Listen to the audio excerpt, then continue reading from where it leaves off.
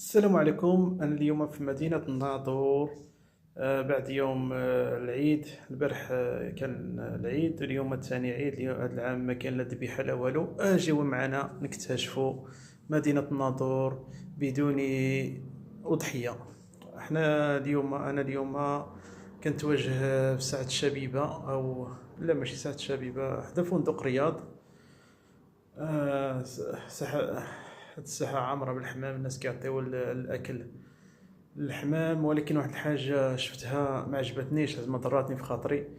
واحد جوج ديال الدراري جالسين هنا وجايبين معهم واحد الصك، ودايرين راسهم حتى هما كيعطيو لهاد الحمام هادو شويه ديال الذرة. فوقت ما تبان لهم شي وحده غافله بحال ما هكا كيشدوها كيديروها في الصك. ها هما هادو اللي هنايا حشمت نصورهم وباش ندورهم في الفيديو ديالي. هادشي زعما اش نقول لكم اخوتي، مؤسف. الله يهديهم، الله يهديهم وصافي.